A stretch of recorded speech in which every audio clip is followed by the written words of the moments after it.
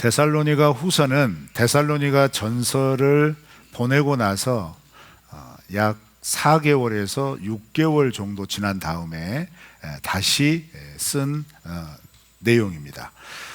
이렇게 데살로니가 전후서를 통하여서 바울은 데살로니가 성도들에게 크게 두 가지의 주제에 대하여 하나님의 말씀으로 권면을 합니다. 첫 번째 주제는 뭐냐면 고난입니다. 데살로니가 교회는 바울과 그의 동역자들이 3주간에 걸쳐서 복음을 전하다가 이제 한참 무르익을 때 유대인의 박해가 시작이 되어서 급하게 이웃 베레아로 이동하고 또 돌아갈 수 있을까 했지만 계속해서 막혀져서 아덴과 고린도에 이르기까지 이어지는 2차 전도 여행의 여정 가운데서 급작스럽게 세워지고 급작스럽게 떠나왔지만 놀랍게도 든든하게 서 나갔던 교회로 바울에게 마음속 깊이 자리 잡고 있었던 그런 교회였다는 얘기입니다. 그래서 바울은 할 수만 있으면 못다한 가르침을 계속해서 전달해주고 싶은 마음이 있었던 것 같고, 그런 마음이 있기도 했지만 특별히 디모데를 먼저 보내서 교회의 상황들을 돌아볼 때 자기가 염려하고 걱정하였던 모습과는 전혀 다르게 데살로니가 전서 1장 3절 말씀을 보면 그들의 믿음의 역사, 즉 믿음으로 행하는 삶의 구체적인 놀라운 일들이 그들의 삶을 채워져 갔고, 사랑의 수고, 교회 공동체 안에 예수 그리스도의 사랑을 본받아서 지체와 지체들을 섬기는 것뿐만 아니라 그 지역, 주변 지역에 있는 성도들도 돌아보는 성숙한 교회로 주변 교회들에게 칭찬을 받고 있었다라는 소식을 듣게 되고, 또 소망의 인내로 표현되어지는 우리 주님 이 땅에 다시 오실 것을 기대하고 소망하는, 즉 재림을 대망하는 신앙으로 똘똘 뭉쳐져 있는 것들을 듣고 놀랐던 교회 중에 하나입니다. 그런데 그렇게 믿음으로 잘 안착이 되고 성장과 성숙을 향해 나아가고 있는 교회였지만 문제가 있었어요. 그 문제는 뭐냐면 유대인으로부터 시작된 박해가 어떤 한 시즌에서 끝나는 게 아니라 계속적으로 집요하게 이어지고 있었다는 얘기입니다. 그러니까 바울이 도망쳐 나온 그 시점, 그때 시작된 박해가 바울이 도망쳐 갔으니까 이제 끝났다 이렇게 생각할 수도 있겠지만, 웬걸요? 그런 유대인의 핍박 속에서도 복음을 전했던 당사자들은 떠나갔지만 그 복음을 받아들인 주민들 가운데 변화되어지고 성도로서의 삶을 분명하게 드러내며 살아가는 사람들이 생기기 시작했다는 거예요. 그러니까 핍박을 주도했던 유대인들이 핍박을 멈추지를 않습니다. 오늘 본문 말씀에서도 읽었던 표현 중에 박해라고 하는 표현이 등장을 하는데, 이 단어는 무엇을 의미하냐면 집요하게 끝까지 추적한다, 이런 의미가 있어요. 그러니까 신앙을 포기하든지 아니면 그 신앙을 끝까지 잡고 있는 사람이 죽든지 어찌 되었든지 간에 이 박해를 일삼는 사람들은 포기하지 않고 어려움을 끼치고 있었다는 얘기입니다. 그런데 그 놀라운 환경 속에서 여러분, 우리가 상식적으로 그런 고통과 어려움에 직면하게 되면 야, 신앙에 큰 위기가 왔어, 신앙이 이제 힘들 것 같아, 야, 이렇게 신앙생활하면 누가 견딜 수 있을까, 뭐 이렇게 세상에 이치는 얘기를 하지만, 그 놀랍게도 그런 이치 가운데서도 어떤 일이 벌어집니까? 도리어 믿음이 강해지는 역사를 종종 볼 수가 있다는 얘기입니다. 주변에 그런 거 혹시 못 보셨어요? 굉장히 어색하게 저를 쳐다보시는데, 우리가 역사적으로 보았을 때 중국의 기독교가 문화혁명 이후로 철저한 탄압을 받아서 모든 교회 지도자들, 선교사들이 다 추방을 당하죠. 그리고 말살이 됩니다. 그죠? 다 말살됐다고 그랬어요. 그런데 아시죠? 80년대 중후반 중국이 개방이 되어져서 이제 교류가 시작이 되고 들어가 보니까 자생적인 교회가 여전히 지하에 남아 있었다는 얘기입니다. 여러분, 이런 역사적인 증거가 어디 중국의 이야기일 뿐이겠어요? 우리 머리 위에 있는 나라도 마찬가지죠. 우리 한민족인 북한의 지하교회가 어느 정도인지 가늠은 하지 못합니다. 그렇지만 여러분, 우리가 때때로 이런 지역을 대상으로 그런 사람들을 대상으로 선교하는 어떤 사역의 보고들을 접하게 될 때에는 전혀 예상치 못한 믿음의 역사가 이어지고 있다는 사실을 우리가 접할 때 소스라치게 놀라잖아요. 그렇지 않습니까? 그런데 그런 대외적이고 큰 어떤 국가적인 차원뿐만 아니라 우리 개개인의 신앙도 마찬가지일 거라고 생각해요. 여러분, 신앙생활을 하다 보면 위기가 닥칩니다. 그렇죠? 어떤 분기점이 생기고요, 전환점도 생길 때도 있습니다. 자, 그런데 이런 중요한 고비 때마다 함께 찾아오는 어려움이라고 하는 환경 속에서 가까이 있는 사람들조차 야, 이렇게 어려운 지경에서 과연 믿음을 잘 지켜낼 수 있을까 했던 성도나 내 자신이, 그거 희한하죠? 세상의 이치나 가치나 방법으로 지금 내가 당하고 있는 일을 살펴보면 너무너무 고통스럽고 억울하고 어디 말할 데도 없고, 그래서 나와 함께 이런 심정을 나눌 수 있는 사람조차도 없이 철저하게 외롭고 고립되어져 가는 상황 속인데, 그 희한합니다. 우리 안에 계신 성령께서 비로소 그때 빛으로 드러내시고, 그런 말도 안 되는 고통스러운 상황 속에 오히려 우리의 마음에서부터 무엇을 주셔요? 담대함을 주시기 시작하잖아요. 그래서 감당할 수 있도록 용기를 주시잖아요. 여러분, 우리가 그런 은혜의 여정 속에서 여기까지 이른 줄로 믿습니다. 지금 다 대부분 내색을 안고 계시지만 대부분 그런 과정을 거치셨을 거라 저는 믿고 싶어요. 왜요? 그런 과정 없이는 믿음이라는 것들이 성숙되지 못한단 말입니다. 성장이 되기가 어렵다는 얘기예요.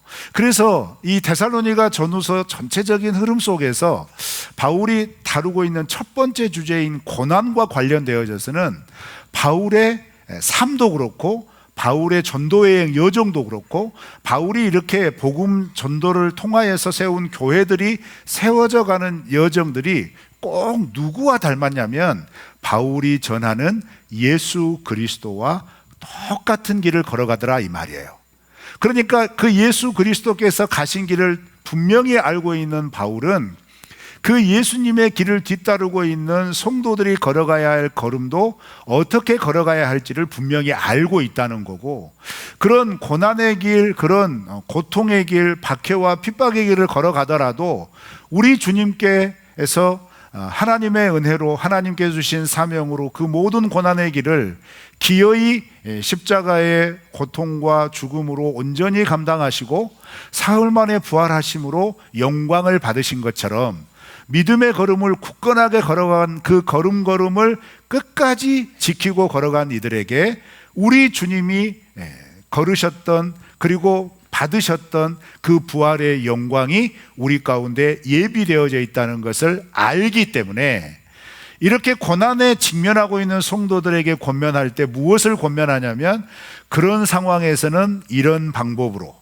그런 상황에서는 저런 방법으로 방법을 얘기하지 않고 고난 가운데 함께 하시는 하나님을 더욱 바라보라고 격려하고 또 격려하는 겁니다.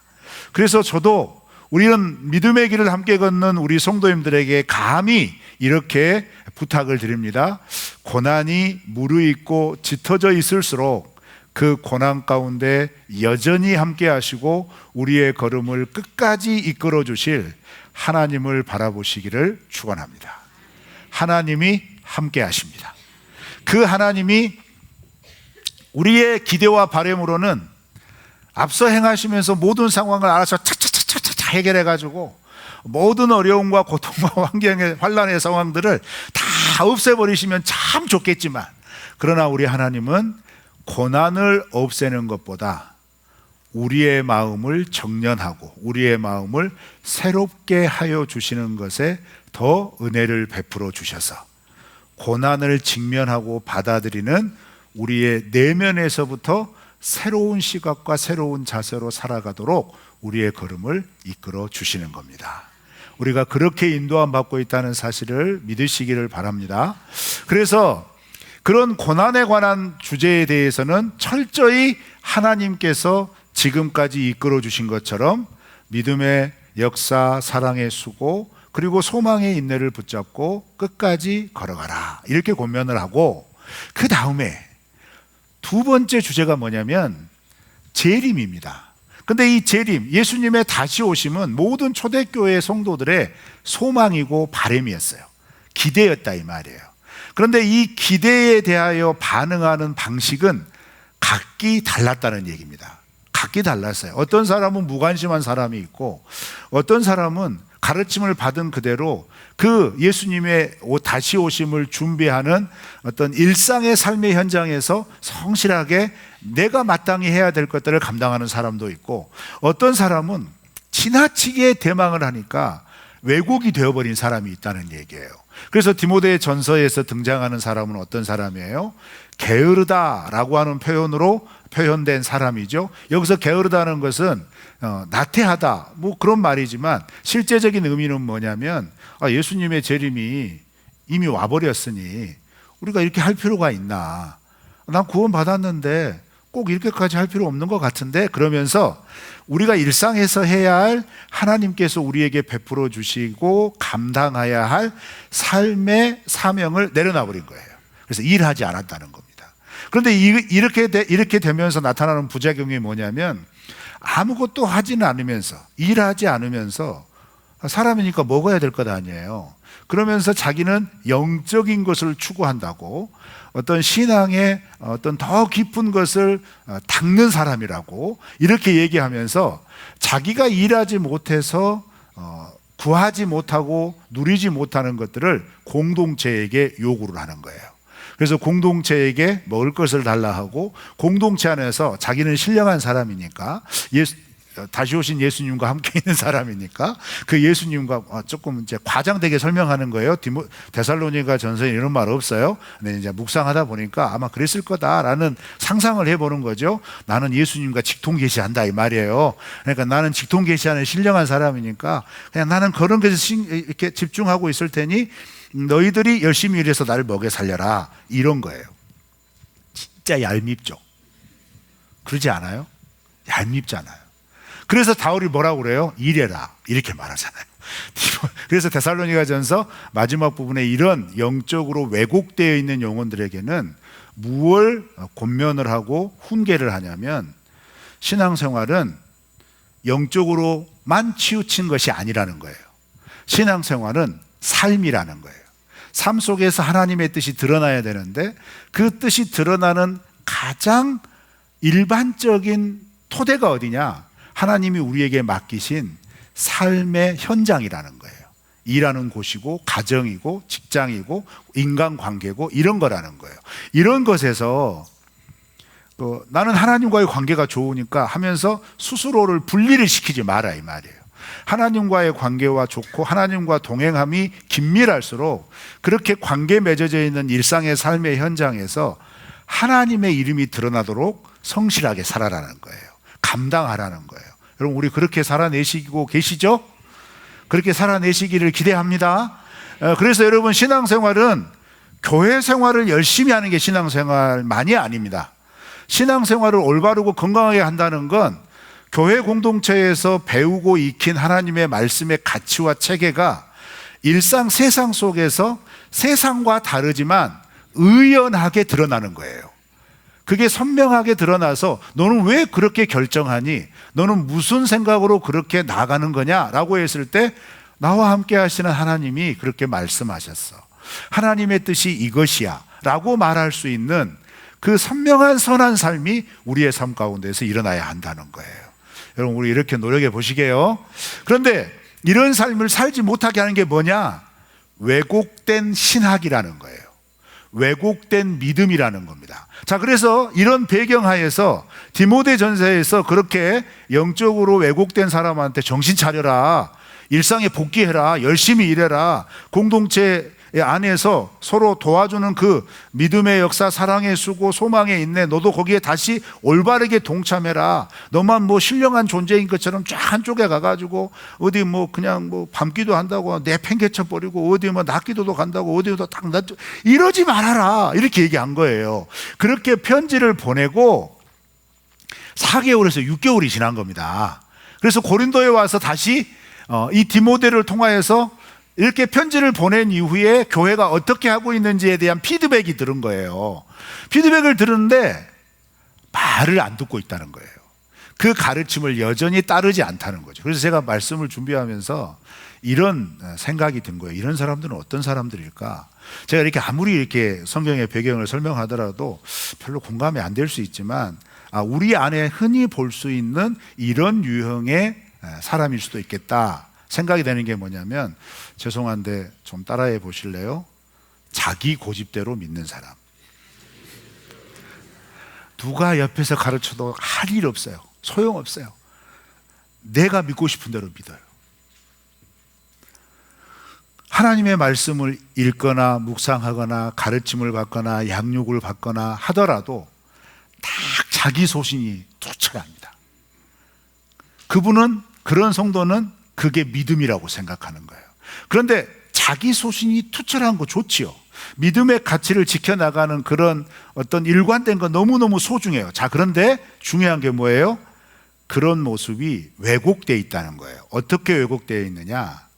일상과 관계없는 거예요. 그러니까 우리의 일상의 삶 속에서 하나님의 말씀과 그 뜻대로 드러내고 순종하며 살아가는 것보다 늘 교회 안에만 있는 거예요. 이거 굉장히 위험한 겁니다. 아유, 그렇게 좀 신기한 표정으로 저를 보지 마세요. 이건 사실 목사가 할 얘기가 아닌 것처럼 보시지는 마세요. 근데 이게 진짜 중요한 거예요. 여러분, 일주일에 한 번 주일 예배 나오시는 게 신앙생활 아닙니다. 그건 당연한 거예요.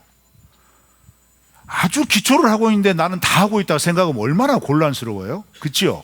이건요, 내가 일주일의 삶을 하나님과 동행하면서 하나님이 나와 함께 하여 주시는 그 삶의 은혜에 반응하여서 하나님이 때마다 시마다 순간마다 나를 지켜주시고 인도하셔서 이번 한 주간도 하나님의 도우심 가운데 살아왔노라. 거기에 반응해서 감사함으로 나오는 자리가 예배인 거예요. 동시에 그렇게 예배를 드리는 자리에서, 그렇기 때문에 앞으로 살아갈 일주일도 또 예배의 자리에 나오는 그 순간까지 내가 나의 마음과 정성과 뜻과 힘을 다해드린 그 하나님과 함께 동행하면서 걸어가는 그 걸음을 하나님이 지켜주실 것을 소망하고 기대하는 고백으로 채워지는 게 예배인 겁니다. 그러니까 예배는요, 시작이자 결승점이고 결승점이자 출발점인 거예요. 이 동시적인 의미를 이해하지 못하면 난 예배 드렸으니까 하나님이 나를 사랑해 주실 거야. 누가 그렇게 말해요? 성경에 그렇게 말하는 거 없습니다. 제사만 잘 드리면 나는 되는 거야. 아니에요. 그렇게 말하면 여러분, 이스라엘 백성들을 애굽에서 이끌어 오셔서 시내산에서 하나님과 언약을 맺으실 때 십계명을 뭐 하라고 얘기를 해요? 그냥 제사만 잘 드리면 된다, 이렇게 얘기하면 되죠. 그 많은 레위기의 분량을 왜 가르쳐요? 가르칠 필요 없죠. 그냥 정한 때 나와서 양 한 마리 잡아서 제사만 드리면 되는 거죠. 제사가 왜 필요해요? 그 무수한 하나님의 가르침대로 살아가는 데 있어서 우리는 그 말씀을 온전히 따라가는데 현저하게 연약하단 말이에요. 그래서 실수할 수 있단 말이에요. 실패할 수 있단 말이에요. 그런데 하나님은 거룩하신 하나님이어서 그 죄에 물들고 실패하고 무너진 그 상태와 감히 함께할 수 없어요. 오해하지 마세요. 왜 함께할 수 없냐? 너가 제대로 살지 못했기 때문에 함께할 수 없는 게 아니라, 하나님이 함께하고 싶어도 하나님은 거룩하신 분이시기 때문에 죄로 인하여 오염된 인생이 오면 하나님이 안아주고 싶어도 하나님이 가까이 가는 순간 그 하나님의 거룩성 때문에 그 인생이 죽임을 당한단 말이에요. 그러니 하나님은 분명하게 얘기하는 거예요. 하나님 앞에 나올 때는, 너희들이 내 앞에 나올 때는 너희들의 삶을 돌아봐라. 그래서 제사가 필요한 거예요. 나의 연약함이 어떤 것인지를 인정해라, 이 말이에요. 내 연약함이 이렇게 있긴 하지만 이 연약함을, 이 제물에 전가해서 죄를 임시로 해결받은 상태로 하나님을 만나라 이 말이에요. 그래야 죽지 않으니까. 이게 원리거든요. 그런데 이런 하나님의 백성의 삶의 원리가, 그러면 예수님께서 이 땅에 오셔서 십자가의 죽음과 십자가의 고난과 죽음을 통하여서 우리를 구속하여 주신 그 은혜로 그러면 필요 없게 된 거냐? 아니요. 제사는 이제 더 이상 필요 없죠. 왜?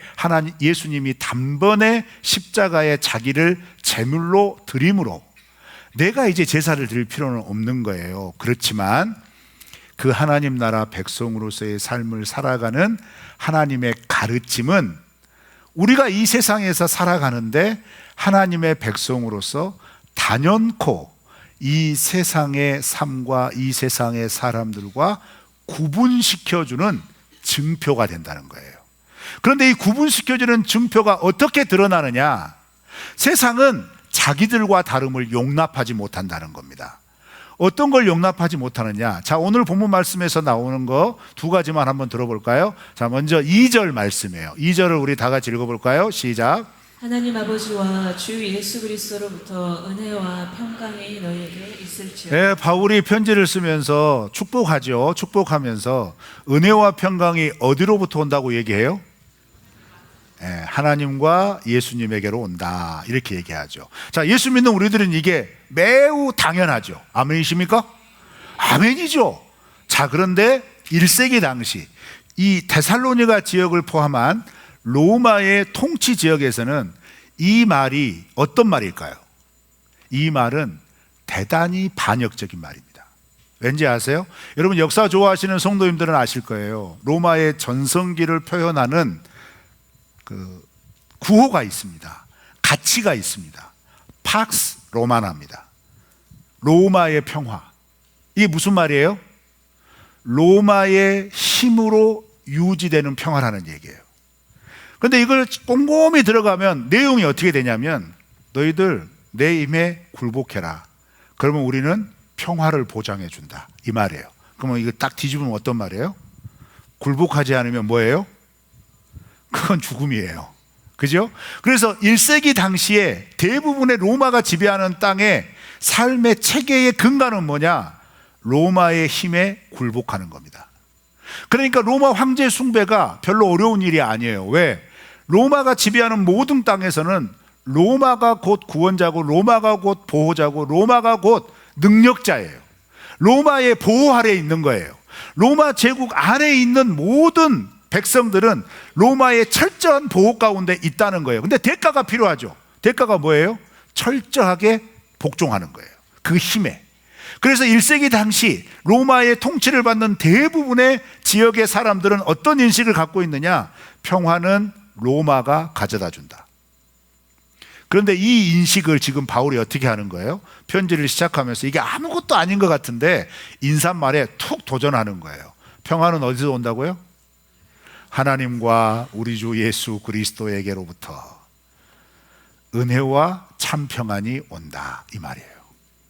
여러분, 이게 그리스도인에게는 위로가 되지만 철저히 로마에 복종하고 로마의 가치를 따르는 사람들이 이거를 딱 읽고 가장 첫 번째 등장하는 이 내용을 읽는 순간 어떤 마음이 들까요?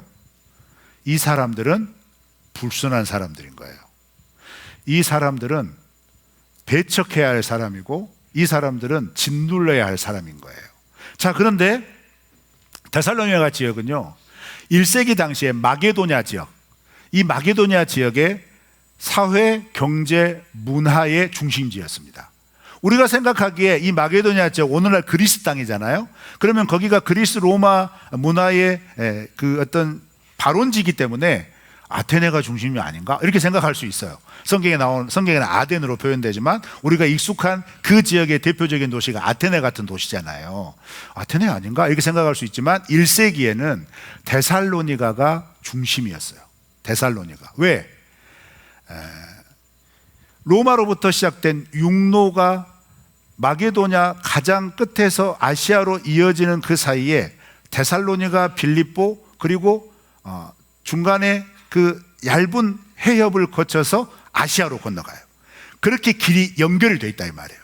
그러니까 로마로부터 연결되는 직접적인 육로가 그 지역을 통과하면서 가장 중심된 로마 시대의 사회, 경제, 문화의 축을 이루고 있었다는 얘기입니다.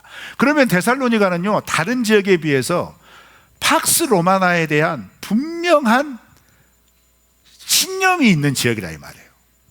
확고한 신념이 있다 이 말이에요. 그러니 그 지역에서 예수 그리스도의 복음이 들어가고 그 복음으로 인하여서 변화된 삶이 일어나기 시작하면서 유대인 지도자들은 자기들이 보기에 이단이기 때문에 이들을 핍박해야 되지만 이걸 핍박하기 위해서 어떤 구실을 거치느냐. 여러분 사도행전에 보면 에베소에서도 그랬고 빌립보에서도 그랬고 모든 바울이 거쳐가면서 교회를 세운 도시마다 교회가 일어났을 때 그 반대하는 유대인들을 중심으로 공회에 고소를 하죠. 고발을 하죠. 그런데 고발하는 내용이 다 똑같습니다. 그게 뭐냐? 사회의 분란을 일으키는 자들이다. 사회의 소요를 일으키는 자들이다. 이렇게 얘기를 해요. 그런 그 분란과 소요의 내용이 뭘까요? 바로 이거예요. 평화는 예수 그리스도께로 오는 거다. 아니야. 로마 시대 모든 장소와 모든 사람들은 로마가 평화를 제공해 주잖아. 그러니까 이 가치관을 뒤집는 사람들이라는 거예요. 그러면서 로마에 저항하게 만드는 사람들이라는 프레임을 씌우는 겁니다. 이렇게 해서 교회가 굉장한 핍박의 대상이 되는 거예요. 사실 그렇게 고발을 당하여서 지도자들이 일부 지역에서는 조사를 해보니까 이거 아무것도 아닌데? 라고 할 수 있지만 이미 그때에는 주동하는 세력들의 세력의 힘 때문에 그렇지 않아도 그런 것처럼 여겨서 핍박을 이어갔다 이 말이에요. 그러니까 예수 그리스도를 믿는 모든 지역에서 이 인사말처럼 예수님 때문에 평안을 얻고 예수님 때문에 그 은혜 안에서 참 평안을 누리는 것들이 실제로 나타나면 참 좋겠지만 실제의 삶은 여전히 고난과 핍박이 이어지고 있다는 얘기죠. 그럼에도 불구하고 바울이 이야기하는 은혜와 참 평안은 무엇이겠어요? 지금은 고난과 핍박을 당하지만 우리의 영혼을 궁극적으로 구원하여 주시는 참 구원, 유일한 구원은 하나님과 예수 그리스도에게로 말미암다 이 말이에요. 우리도 맞지 않습니까? 이 세상을 살아가면서 이 세상의 방식대로 살아가는 게 이 세상을 살아가는 사람들에게는 편안해요. 익숙합니다. 그런데 그런 편안한 세상의 방식 속에서 살아가는 하나님 나라 백성은 그 세상의 방식이 추구하는 반하나님적인 가치에 저항을 해야 한다 이 말이에요. 하나님을 믿고 하나님을 의지하며 구원받은 하나님의 백성들이 일상의 삶 속에서 하나님의 마음과 하나님의 뜻을 따라가는 그 도전을 하기 위해서는 결국 그 모든 우리의 삶의 걸음과 궁극적인 우리의 구원이 하나님으로부터 시작되고 예수 그리스도로 완성되었다는 것을 믿는 확고한 믿음이 없으면 어떻게 되겠어요? 이리 붙었다 저리 붙었다 한다는 거예요. 박쥐와 같이 이리 갔다가 저리 갔다가 한다는 거예요. 그런 것에 대해서 경계를 하는 겁니다. 그러면서 더 나아가 확고하게 하나님을 믿는데 이번에는 뭐가 문제냐?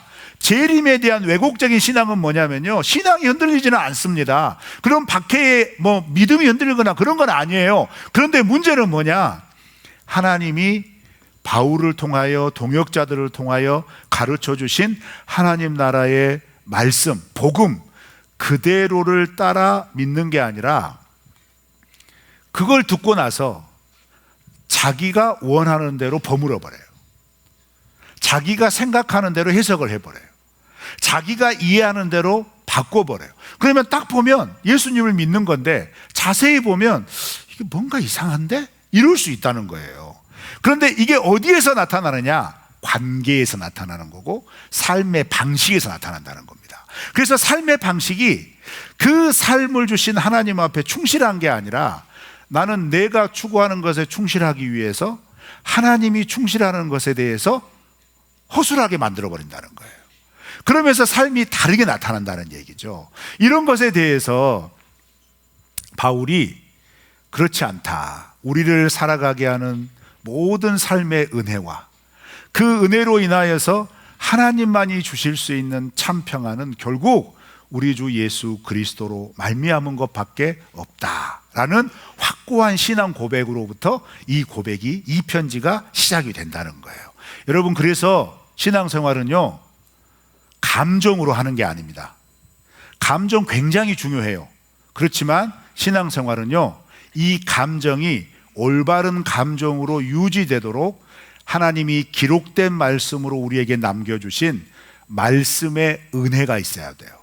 이 말씀의 은혜에 있지 않으면 어떤 일이 벌어질까요? 내가 믿고 싶은 대로 믿어요. 그게 구약시대의 사사시대예요. 그게 북이스라엘 말기에 혼합적인 종교가 나타나는 거예요. 그게 남유다 말기 멸망의 때에 나타난 지독히도 하나님을 왜곡하고 하나님을 떠나간 이스라엘 백성들의 모습이었어요. 공통점이 있습니다. 하나님은 여전히 믿는다고 그래요. 그런데 실상은 하나님을 안 믿고 누굴 믿어요? 내가 믿고 싶은 걸 믿는 거예요. 그래서 이 데살로니가 후서를 시작하면서 우리에게 주는 메시지는 분명합니다. 자, 5절 말씀이에요. 5절 다 같이 읽을까요? 시작. 이는 하나님의 공의로운 심판의 표요 너희로 하여금 하나님의 나라에 합당한 자로 여김을 받게 하려 함이니 그 나라를 위하여 너희가 또한 고난을 받느니라. 예, 이 5절 말씀이 왜 우리가 고난을 받을 수밖에 없는가에 대한 사도 바울의 분명한 대답입니다.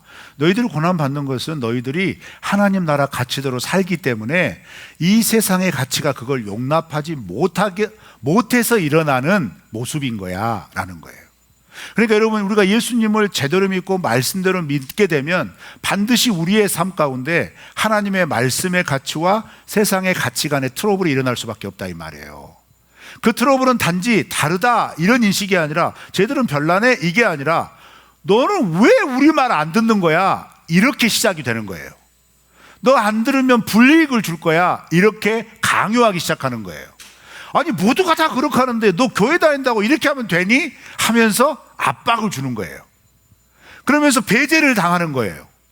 그러면서 무시를 당하는 겁니다. 그러면서 조롱을 당하는 겁니다. 그런데 그런 모든 유형, 무형의 고난의 모습은 바울이 분명하게 얘기하잖아요. 이건 하나님의 심판의 표라고 번역을 했지만 직역하면 증거라는 거예요. 어떤 증거냐? 하나님의 백성 다움의 증거라는 거예요. 예수님이 이 땅에 다시 오셔서 우리의 삶을 평가하시고 심판하실 때 이렇게 고난의 삶을 걸어온, 이렇게 세상으로부터 배척을 받고 걸어온 그 걸음은 곧 네가 예수님의 말씀을 따라 온전히 살아왔다는, 예수님의 말씀을 추구하며 그 예수님 말씀 안에 거하려고 발버둥치며 살아왔던 증거가 된다는 얘기예요. 여러분 믿으십니까? 그래서 우리가 이 땅을 살아가면서 믿음으로 살아가는 것은 결국 감정으로 믿습니다, 믿습니다, 믿습니다 하루에 100번 하는 게 아니란 말입니다. 내가 믿는다고 믿습니다 이렇게 한다는 게 아니라는 거예요. 뭘 믿어요? 기록된 말씀을 믿는다고 고백했으면 그 믿는다는 고백 속에는 기록된 말씀대로 순종하고 행하는 것이 함께 가야 한다는 거예요. 그렇게 함께 갈 때 하나님께서 그렇게 그 말씀을 배척하고 그 말씀을 향하여 어려움을 주는 그 상황을 기억하시고 우리 주님이 이 땅에 오셔서 우리의 삶을 평가하실 때 낱낱이 들춰주신다는 거예요. 그래서 요한계시록에 가면 우리가 주님의 심판대 앞에 섰을 때 주님은 2권의 책을 앞에 두신다고 묘사를 하잖아요. 비유를 하잖아요. 하나는 구원받은 이름이 적혀진 생명책, 그죠? 근데 또 한 건 뭐예요? 행실이 적혀진 책. 나의 행실이 적혀진 책. 그럼 그 행실은 뭐예요?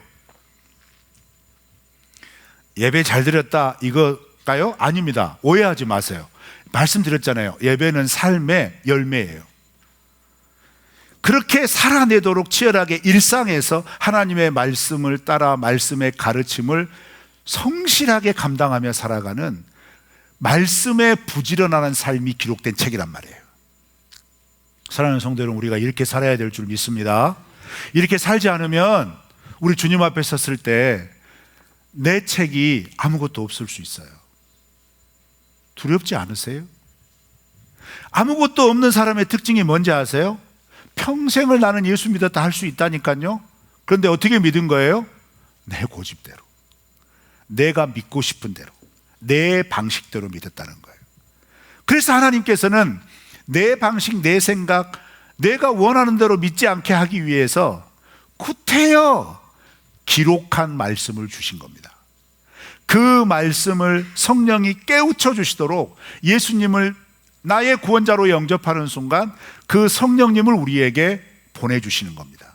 그래서 그 성령 하나님 우리와 함께 하셔서 이렇게 기록된 말씀을 읽을 때, 이 기록된 말씀을 들을 때, 이 기록된 말씀을 공부할 때, 그런 모든 현장에서 읽고 듣고 묵상하고 배우는 그 현장이 어디로 연결되기를 기대하시냐면 삶으로 연결되기를 기대하신단 말이에요. 그렇게 삶으로 연결되었을 때 우리가 우리의 관념과 우리의 습관과 우리의 정서와 우리의 감정 속에 묻혀있는 이게 신앙생활이지 이게 아니라 두루뭉실하게 들어왔던 거 풍어를 읊듯이 믿는 그런 믿음이 아니라 기록된 말씀대로 그 믿음의 길을 걸어가는 성령의 인도하심을 따라 우리 주님 다시 오실 때 그 앞에 선 우리의 모습은 우리 앞에 펼쳐진 행실의 책 속에 뭐가 풍성하다는 걸까요? 순종의 역사가, 믿음의 역사가, 사랑의 수고가, 소망으로 인내했던 그 삶의 내용이 가득하게 적혀 있을 줄 믿습니다. 우리 그렇게 신앙생활 해야 돼요. 아무런 생각 없이 하루하루 살아가시다가 이거 또 일요일 됐네, 오늘 교회 가는 날이네 하면서 이 자리에 딱 앉아와서 앉아있는 게 행실이 아닙니다. 이건요 왜곡된 거예요.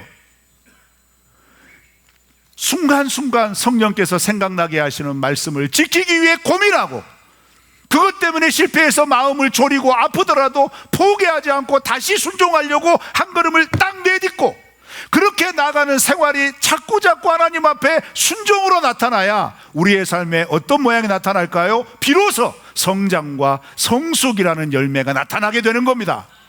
그런 믿음의 걸음이 아니고서는 우리 주님 이 땅에 어서 오시옵소서 백날 고백하지 마세요. 큰일 납니다. 큰일 납니다. 그런 상태로 예수님 어떻게 만나시려고요? 만날 수 없습니다, 여러분. 그래서 우리 주님은 이 땅에 다시 오시는 날을 지금 당장이라도 오시고 싶어 하시지만 유보하실 수 있거든요. 누구 때문에요? 오해하지 마세요. 아직 복음을 듣지 못한 저 미전도 그 사람을 위해서? 아니요, 내가 진정한 미전도 종족일 수 있잖아요.